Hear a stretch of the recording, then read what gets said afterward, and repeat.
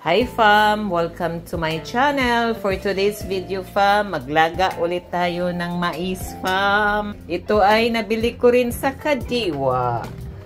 Ngayon fam, hugasan natin ang mais. Hugasan natin ang mais fam. Ito fam, yellow corn naman kasi hindi available yung white corn nila.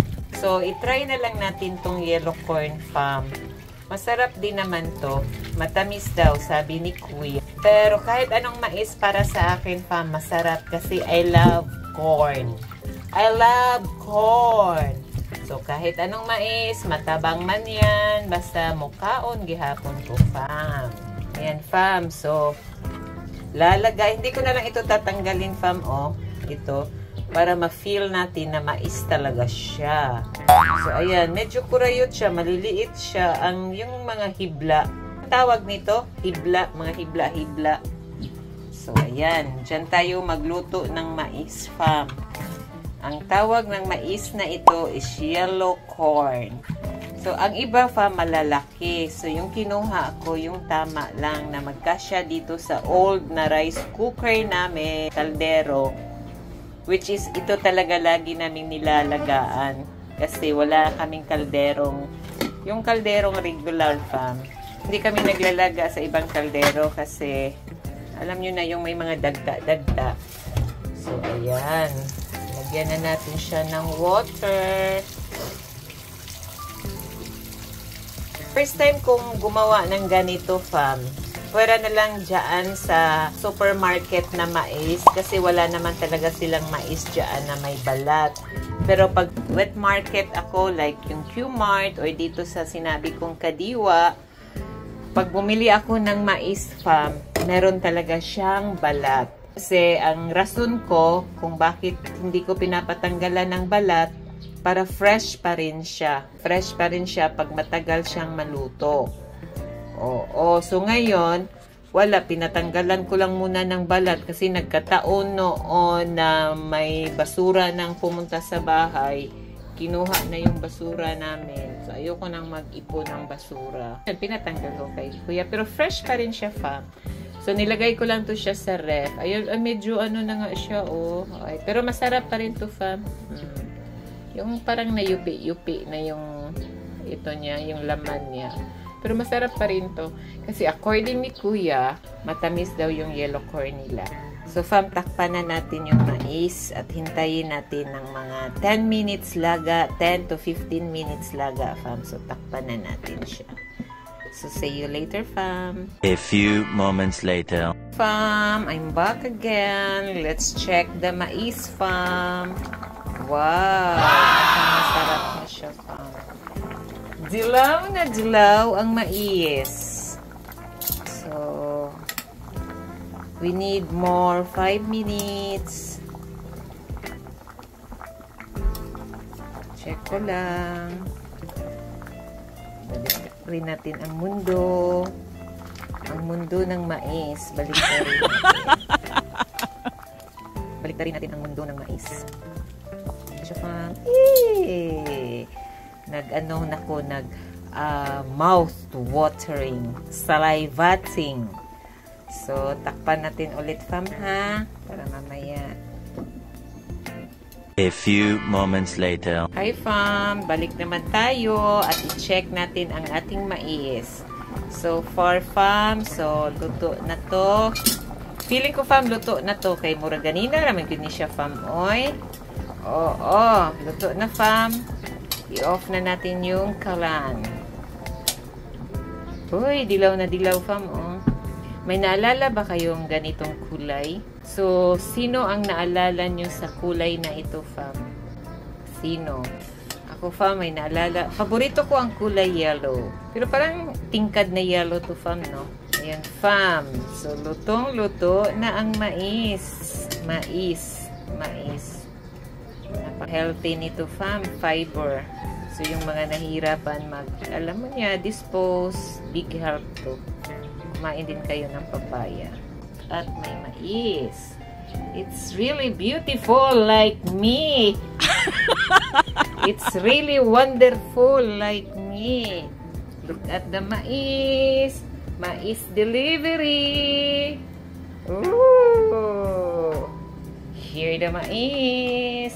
And let's put butter, fam, para masarap ang ating mais. So later, fam. A few moments later. Ito na yung mais, fam. Ayan, mainit pa. Tikman natin. Masarap ba? Bango. Bango. Lagyan ko siya ng butter tapos salt. Masarap din to siya sa cheese whiz. Pero mas prefer ko ang butter. Pero yung butter na binili ko, fam, ano siya? Salted butter. Kunting butter na lang. Ayan, fam. Ganito pagpahit, fam. Parang nasa ano lang. Pero yung street food, diba? Ayan. Tapos bubura natin ng asin. Para asin. Asin, fam. Asin. Uy, kadaghan. Sus, nagkuha na dyan ko. Naglaway na dyan ko, fam. Tignan na to. Init, uy. Tamis siya. Maliit lang yung mga hibla niya. Sarap.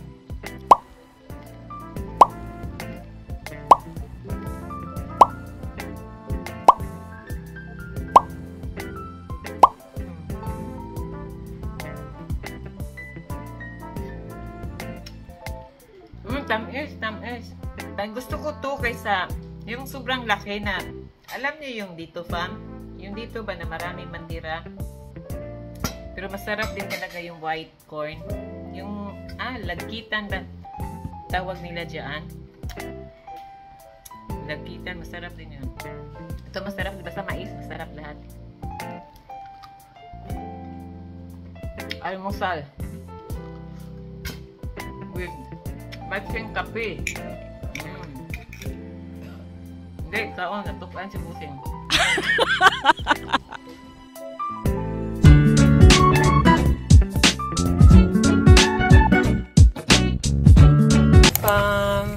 Magluluto tayo ng mani. Nabili ko to kahapon doon sa Kadiwa. Every Wednesday yan sila, fam, nasa Maginhawa Street. Yung mga tinda nila, gulay, prutas, mani, karne, kahit ano, fam. Every Wednesday yan sila, nasa Maginhawa Street. Kahapon lumabas kami, kaya napadaan ako. Kaya bumili ako ng mani. Nagkataon na may mani silang tinda. Kaso lang sobrang putik. Kaya ito, fam, hinugasan ko yung mani at magluluto tayo ng mani, fam. Mani is my favorite. Actually, fam, lahat ng nuts gusto ko. Pero may tatlo akong the best nuts. Pistachio, almond, at ito.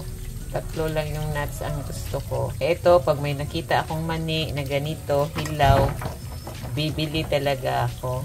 3 nuts yung pinakagusto ko. Paborito ko, pistachios, peanut, at almond nuts. Ayan. Ito, fam, lalagain natin tong mani. Hugasan muna natin, fam, ha. Kasi maputik siya. Parang galing pa talaga sa bagong bungkal pa ba. Gikan pa sa, fam, sa ilawom sa yuta. Ayan, oh. Okay, fam. Bye for now. See you later. A few moments later. Hi, fam. Ito na yung mani, fam. Lagyan na natin ng tubig. Ayan. So, ready na siya for laga. Ayan, fam. Lagang mani. Kaya ulit. A few moments later. I'm back. Let's check the peanut, the mani nilaga, fam. Look, it looks like yummy and pretty like me. Haha. Ito mo, so pretty. Ganda, fam. Kasing ganda ko. Kasing ganda ni Miss Dick. Natikman to ni Bossing kahapon. Sabi niya, yung hilaw pa, hindi pa nilaga. Sabi niya, matamis daw.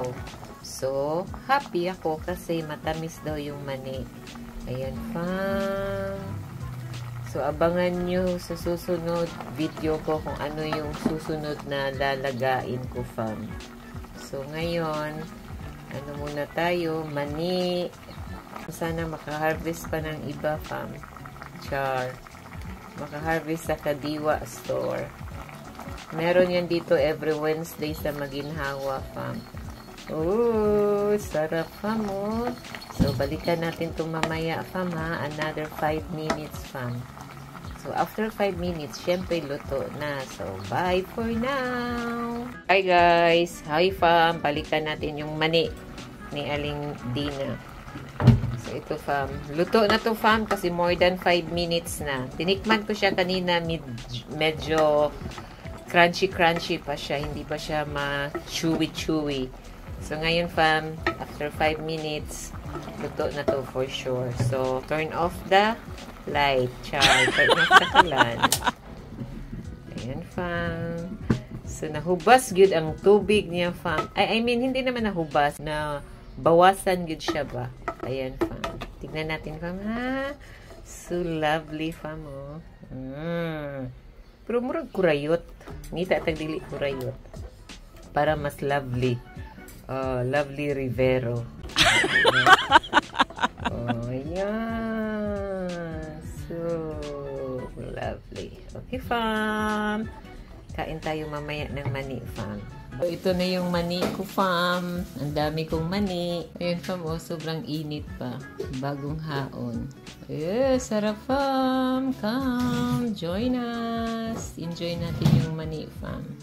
Mura lang kilo nito, 95 pesos. Okay, fam. So, ito yung laman niya, fam.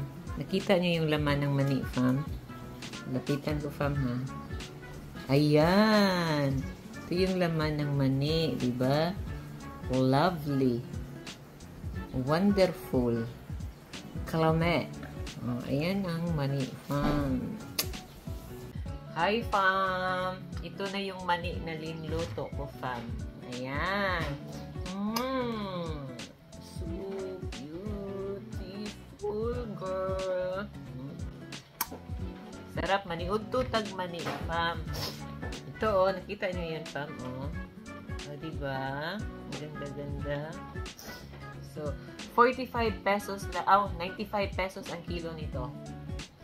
Bale, kalahati lang yung binili ko. Kasi, konti lang naman kami dito sa bahay. Di ba, busing? Maniod to mig mani. Manihapon mig mais, maniod to mig mani. Actually, may itlog ako dito, pero hindi ako kumakain ng yolk. Kaya bawat luto itlog, tabi yung yolk. Tapos may bread naman kami dito. Pero pati si Kordapya ka, mani. Ay, madali. So, mukbang tayo ng mani, fam, ha? Okay, bye-bye muna. Bye! Let's enjoy the peanut. The warm peanut. Gikan pa sa Kalan. All the way from Kalan and Caldero. Wala. Bye! Hindi ko nilagyan ng asin para ma-feel mo talaga yung natural taste ng mani. Lagyan nyo na lang kung kayo pang gusto. Bye!